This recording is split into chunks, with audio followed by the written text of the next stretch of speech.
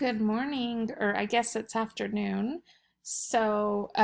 Yesterday we talked about 10 CKLA words that we were going to use and learn, and we split them into syllables and we mark the vowels in them, and we said each syllable has its own vowel.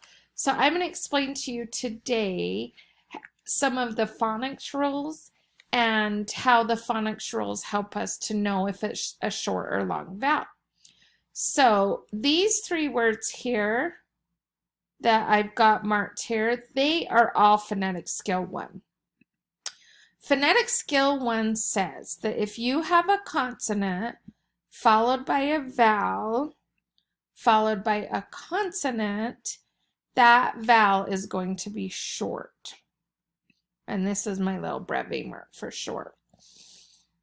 So how you would mark this word is you would say, okay, I have one vowel in that syllable, I have one guardian in that syllable, and because I have one guardian, that makes that vowel short. So if we look at this, we have one vowel, one guardian, and so my E is short. One vowel, one guardian, my A is short. This one actually has a blend mark together because this is actually one sound together. Sh is one sound. So you'd mark the vowel and you would mark this digraph right here, and it actually counts as one guardian because it's one sound, which would make this I short. Then if we go on to unravel, we have one vowel with one guardian. So this vowel is short. Then we have one vowel with one guardian, which makes this vowel short. Then we have one vowel with one guardian, which makes this one short. Down here we have a vowel with a guardian. So we have a short U, vowel with a guardian. So we have a short E, vowel with a guardian. So we have a short E. So this was phonetic skill 1. So I'm going to write PS1 for phonetic skill 1. Phonetic skill 2 says, so I'm going to write what phonetic skill 2 says. And we haven't learned these things in Reading Horizons yet, but you guys are so ahead in your spelling, you're ready to talk about some of them. So in your spelling test, we're going to work on some of them. So in your in phonetic skill 2, it says if you have two consonants and a vowel and a consonant, I'm doing it wrong. Let me try again. So if you have a consonant with a vowel followed by two consonants, that means you have two guardians. So you'd mark your vowel, you'd mark your two guardians. Now, established didn't have two guardians for the S and H because the SH together makes it one sound, so it's one guardian. But in this case, these words have their own, or these letters have their own sound, but it still makes it short. So if there's any guardians after the vowel,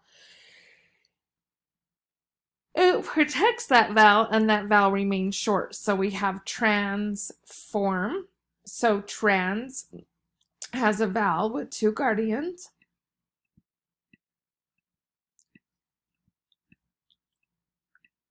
So it keeps this A short.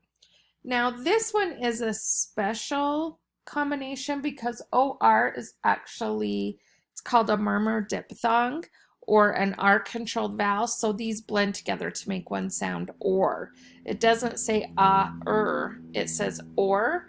So in this case, the vowels have its own sound. So all you have to do is mark the O and then put the arc underneath to show that it makes an or sound. So this one follows phonetic skill 2. This one kind of has its own rule because it has this murmur diphthong right there. Okay, the last word is phonetic skill 3.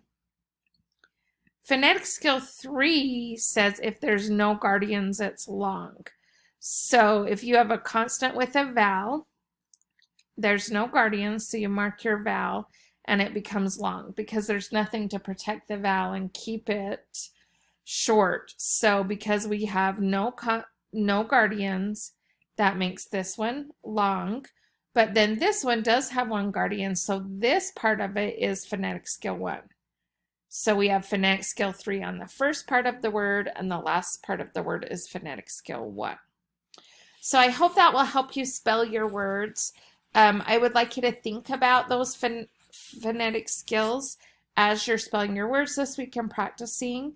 But go ahead and hit pause on this part of the video and write these 5 words with their syllable markings, with their vowels marked, and the guardians and the breves or macrons as well. Okay, good luck.